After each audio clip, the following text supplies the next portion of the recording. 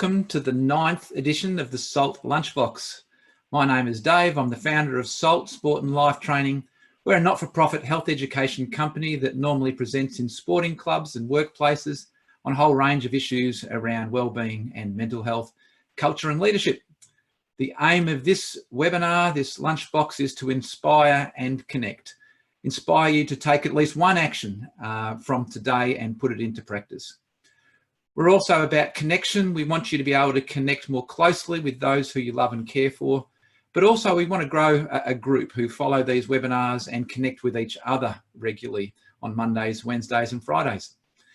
As always, we'll have the Q&A icons, the chat and Q&A, and we'd love you to contribute along the way and make your comments open and available for all panelists and attendees to read. As always, we'd like to express our great appreciation to our sponsors, Bendigo Bank, Eastland and FC Business Solutions. I'd also like to thank Edwina, who all of us know now, for preparing today's editorial. It took her many hours to synergize an awful lot of information. I've had about 67 calls with Edwina. And it then took me a while to process it so that I could break it down to a level that I think we can all follow. And before I begin, I want to make a bit of an admission. You know, at first I felt like this topic was quite theoretical. It could come across as sounding like company speak. These are our values. This is our mission and purpose. You know, we do hear that kind of thing quite a lot. But through the process of editing and applying what Edwina has written, I found this content to be absolutely vital, totally essential to who we are and how we live. So I want you to concentrate because this is really good stuff. As children, we're often asked, what do you want to be when you grow up? And this question gets asked constantly as kids go through life and sometimes causes them great stress and feelings of confusion and frustration when that particular question can't be answered. And I want to challenge us, does this question really matter as much as we think it does? Questions that we often neglect to ask are, what kind of person do you want to be? How do you want to behave? What impact would you like to have on this world?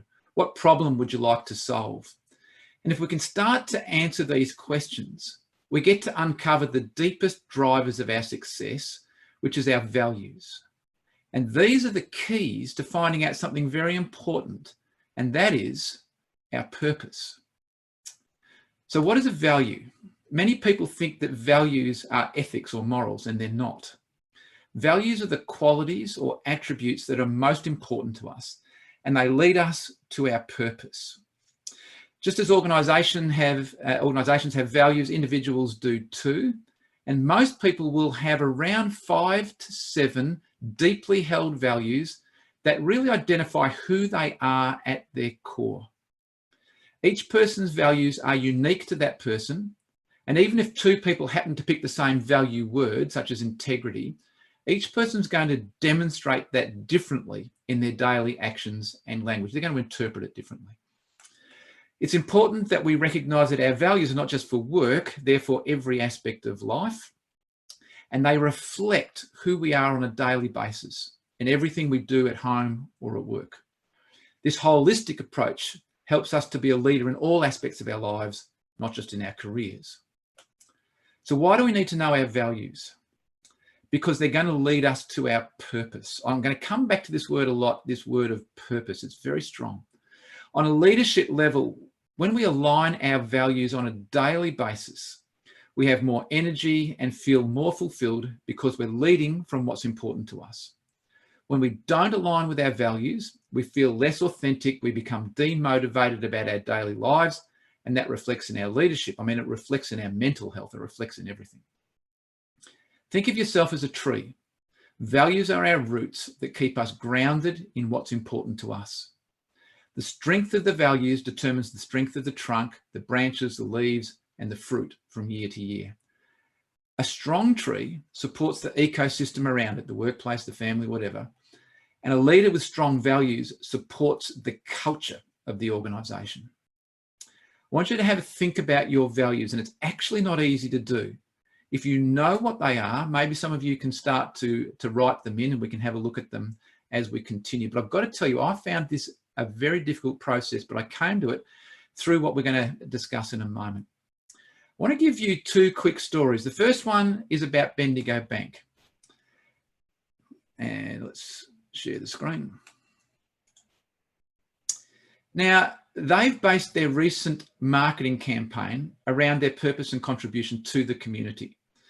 As a community-focused bank, they show their value to their staff and their end users, that's the businesses and the individuals who get their banking products. And they do this by bringing together, in this particular ad you can see, their bank customers, this is the footy clubs, you know, the volunteer firefighters, etc., as the beneficiaries of the money with the people who take out their business products. Yep. Could you go to the next slide, please, sir? So sorry. That's the ad I'm talking about. Isn't that a terrific screen of that particular ad?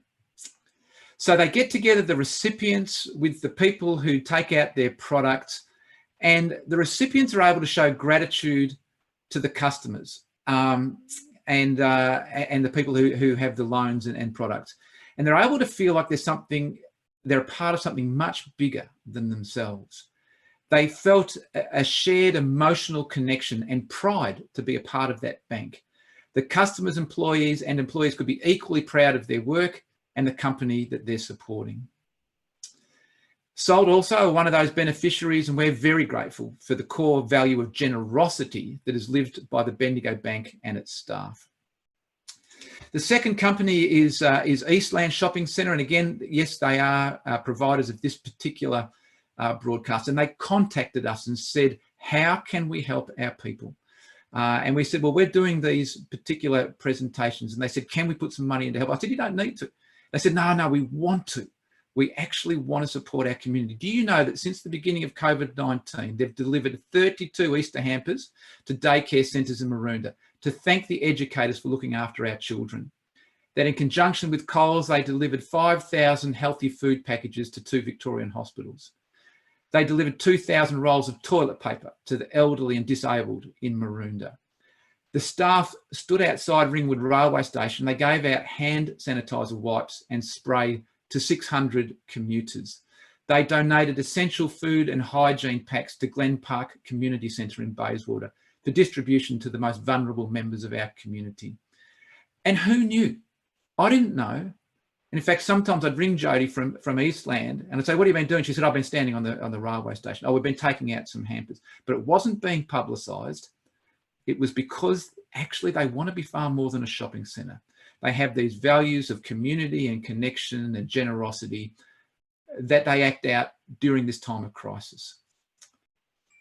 Let me stop sharing that screen.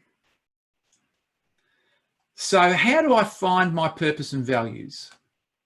Your purpose is your why. It's your calling. It is your contribution to the world. Your purpose is your direction. And our values guide us toward our purpose. Values are like the compass that point to our true north. And then there's our habits. Our habits are what we do every day that reflect our purpose and our values.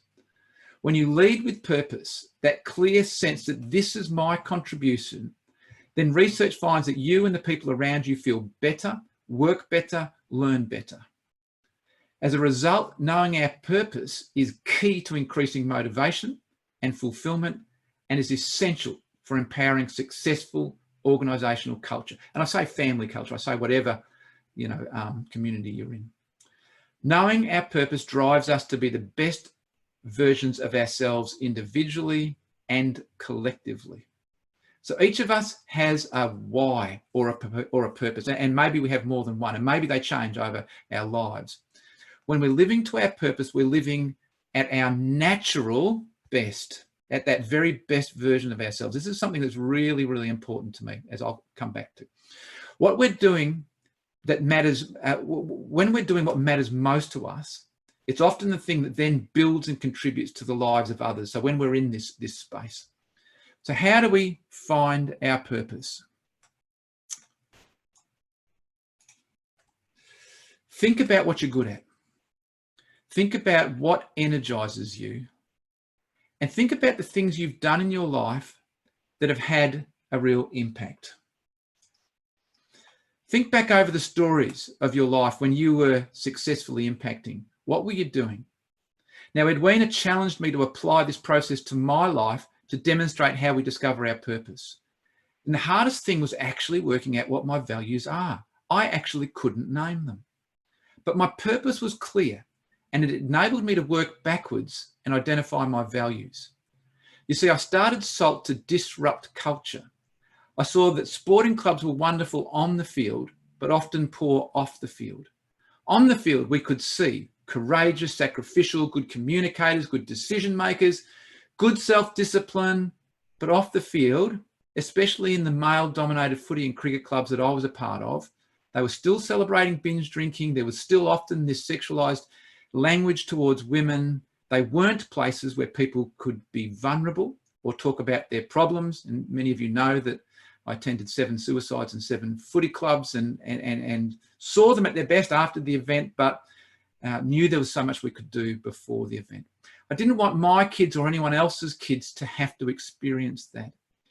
And for me and the SALT team, our purpose is to change Australian culture. That's what we're trying to do, to change Australian sporting culture in particular. That's our contribution. So that sporting clubs and their members act with the same integrity off the field as they do on the field. That's the impact that we're looking for. This is a clear purpose that drives our organisation.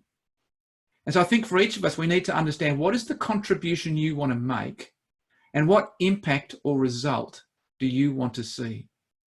And so working back, I recognised that my highest values that drove this purpose were honesty, integrity, and a burning passion to see people live to their potentials, to be consistent, and to stand up in front of those clubs and say, honestly, this is not okay to put our kids into this position. And you can actually be something really great because you already are when you're on the field. And I was able to do this by utilising my strengths of communication as a teacher. And tomorrow or on Friday, we're going to talk about strengths. It's a wonderful, wonderful session that builds on this one. Next Monday, we're going to build again by talking about parenting, particularly with older kids, to recognise their values, their purpose, their strengths, and to be less worried about what are you going to be when you grow up and more about what contribution am I going to make? How am I going to be in my strength zone and do something that I'm really passionate about? So perhaps you might consider writing your own purpose statement. Remember, think about what you're good at. What energizes you? What do you do that has an impact? And here's the 3 takeaways for today.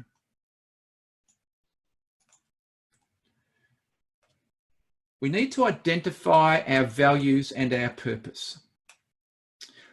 When we live according to our values and purpose, we are happier and we bring others more happiness. We then need to create habits that reflect our values and purpose each day. I'll repeat those at the end. I want to welcome in Lane and Ed. Ed is a junkie when it comes to this material. As I said, we have had that many phone calls. And she's the only person that over the last 5 years, whenever I've rung her, she said, I'm just listening to a podcast about values and about strengths and so on. How are you, Ed? Big thanks, Dave.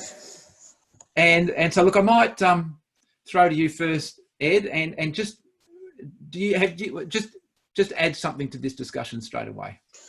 Look, Dave, you know that both of us have wrestled with this for many days, but it's been such a revelation for me. I think as I was exploring this topic, thinking that I had a tremendous knowledge about it because, you know, in it, I'm sure many of us have been in organisations and we've talked about values and tried to set group values. I think the most important thing I learnt was to do that and be part of a good culture, I had to really look inside at my own values. And I too, like you, I think I did have a fairly clear purpose. But when I asked myself what my values were, I didn't know. And one of the things that I realized for myself was that collaboration was a really important value to me. And then it got me thinking, when do I feel discontent? And it's often when I see self-interest and ego come into play, when I'm trying to sort of think around partnerships. I want people to go in and and leave ego and self-interest at the door and come in and say, okay, what sort of scones can I bring to the picnic, and what can someone else bring to the picnic? And we'll all share in this together as equals and see what we can create together. So collaboration is just so important to me. And I guess once I understood that, it just was this huge aha moment for me, because I have to also not just think that everybody else thinks that way. And I was just having a look at the chat, and it was lovely to see, Melanie list her values immediately as being kindness, integrity, social justice, and patience. And then Annette says integrity, inclusion, empathy, and community. Now, it's, if Melanie and Annette were part of the same organisation, what power there is in bringing those two people together.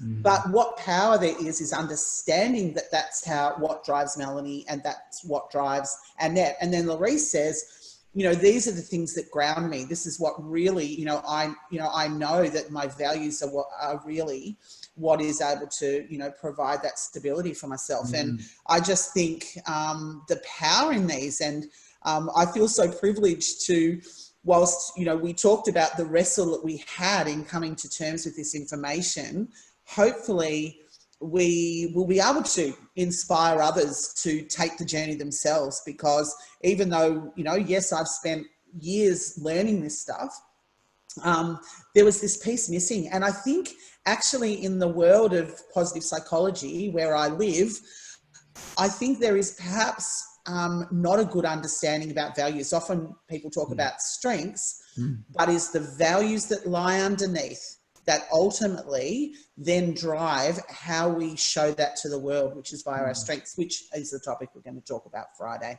So hopefully that's helpful, Dave. But, just a personal revelation for me, and I guess I challenge our listeners to think around those things: contribution and impact. And then think around their purpose, but then just think about their lives and the, the stories that make up our lives. And that's where the values sit, and that drives our thinking. It drives, just that inner, I guess, happiness. Yeah. Tim, who's a regular contributor, has talked about tools or surveys. And I don't want you to go into too much detail, but we were talking earlier about a new tool or survey for identifying our values, because it is, as we've both mentioned, a difficult thing to do. And, we go into sporting clubs and ask people to put down their values, and we give them a list of words, and then we come up with the club values. But it's probably a fairly inexact thing because people haven't gone into the depth. And so just briefly, and perhaps it can be saved for another session to do, and we can get our listeners to do that. But there is a tool coming out, isn't there? Yeah, there is. A friend of mine is putting one together, has been working for a number of years, and it's quite difficult because you've got to validate these tools, but it will be available for us. So I'm hoping, he said it will be available in about a month. And what it does is enables you to undertake a small survey that assesses your own values. So you get like we're going to look at with the strengths, your own core values. There's a list of 12 as the possibilities, and obviously there are many other values, but they sort of are part of subsets. And then looking collectively, if you want to do that as part of an organisation or a club, or even a family. So I think it's a really great thing, but it has had a lot of investment into it. I'm sure there are other tools out there too. It was just, I was talking with him yesterday as I was wrestling through again just this content. So Welcome, Wayne. You're in the Himalayas today, and it's, sometimes we we're focusing on individuals and families and surviving COVID at home, but also we know that part of our contribution needs to be about how, as businesses or organisations, we can do things more effectively, and that's really your space. So tell me, how do you think values impact on organisations as they strive for their point of difference in a competitive market, where often, financial bottom line is really important, but they, want to do something within their value set? Can you talk about that? Absolutely. And I think I found my new favourite saying ever. What scones are you bringing to the picnic? So I think if if it's okay, I'm going to use that from now on. What scones are you bringing to the picnic? And one of a couple of things that we can see straight away when we talk about Bendigo Bank and also Eastland, without harping on them, but they've been such great contributors, is some of the content that's coming through the chat really talks about the values of these organisations. And I go back to that little clip, I think, that SALT use all the time, Dave, and it's the clip of Neil Danaher speaking on it's Queen's birthday a few years ago. Yeah. Neil's obviously a man who's living with a terminal disease, and it's a wonderful 15-minute speech that he gives to the Melbourne players, and he uses this analogy of a line on the ground, and at one end is selflessness and the other end is selfishness. And they're values, aren't they? Right. So he's talking about values, and he challenged them. He said, "Where do you sit on this continuum between selflessness and selfishness?" And can you remember what he says, Dave? Because you love this clip as well. But remind the listeners, what does he say? Yeah, we've shown it about 100 times. And he said, doesn't matter what you say, because your teammates know by what you do. Okay. And there, I think, is the key to values. Because it doesn't matter what I think about my own values. It doesn't matter even whether I do an exercise and I list them all off and I say, I courage and, and authenticity and all these, transparency, and I list all these things down. The people who know what your values are the people who are around you, who are watching what you do. And if you really want to know, and you want to do an in-depth analysis of your values, you go and ask people who are close to you, who are going to give you honest feedback about your behavior, and they will tell you what your values are, or at least help to remind you of the areas that you need to work. A wise guy once said to me, and I've always wondered what my values are and always grappled with this issue, as many organizations do, the difference between operational values and espoused values. This idea, lots of organizations have espoused values, a lovely plaque on the wall that says, these are the top 6 things that we're all about, and their behavior in the marketplace does not demonstrate those values in action. And I said to a guy once, how do I know what my values are? And you know what he said to me? He said, you'll know, Lane, because you'll feel something. When you are aligned with your values, you will feel lit up, you'll feel positive, to use Ed's analogies, you'll feel positive and you'll feel alive, and you'll know that you're doing something that's consistent with who you are as an identity. And when you feel negative, you feel angry, resentful, frustrated, not only at yourself but the behavior of someone else, you'll know that a line's being crossed that's important to you, and that there's a dissonance now between the behavior and the value. And I think that, to me, is the key. I always now just reflect on, how do I feel? If I feel great, I've got all my family around me at the moment and we're having a fun time together, I know that the value of family is important to me. Okay? And that's how I know what my values are. And I want to pick up on something that I think will lead us into the next session, because we felt that the next bridge was towards parents, particularly with kids in the home in their teens and even in their early 20s. And to those younger people in our community to listen in as well, because we're going to be talking about positive parenting and getting through this. But when we're in the clubs and we say that Neil Danaher speech, and we say, actually, every person in your club knows by what you do, that is actually how they're judging you. And you walk around thinking that people are judging you according to your football ability. Actually, they don't really care that much. I went back to a cricket club reunion recently after 30 years. I couldn't remember when we'd won premierships, who'd taken what wickets or made what runs. I remembered how people made me feel. I remember who would walk back to my mark as I was coming into bowl and just calm me down. Who would drive me home from training if my parents didn't come and pick me up. These were actually the things that were ingrained as to who those people were. It was their values that I learned and took away. And again, when our kids are worried about, how am I going to get my year 12 score? What job am I going to get? No, actually, we have this period of time to work out, who am I going to be? What are my values? What difference am I going to make? What is my purpose? What problem am I going to solve? What gives me that sense of excitement when I start to talk about it? What a wonderful opportunity. And, I was talking to Jason Smith recently from Back in Motion, and I listened to his podcast, and he actually said, not everybody's going to come out of this stronger. I've been saying we come out of this stronger and better and so on. He said, because some people are going to focus on the things that are wrong and what they're missing. But actually, some people are going to come out stronger because they're going to focus on the things that really matter. And what a great time to talk to our kids about the things that really matter. We'll pick up on that on Monday. Let me throw to you, Ed, because I don't know what the next question was, but you'll have an answer. Don't worry, I've got plenty to go from our chat. It's just been so great to see the conversation in the chat. James, having worked in the cemetery business for a long time, says he would talk to the people coming in at, I guess, at very vulnerable times about what would you have on your tombstone, and what will your legacy be? And I used to use that in my Year 10 health classes too. My Year 10 students were a long way off thinking about their tombstone, but getting them to think about their legacy. It takes me to a wonderful book on the All Blacks called Legacy, where they talk about sweeping the sheds. And that takes me to this notion of, what are you doing when no one's watching?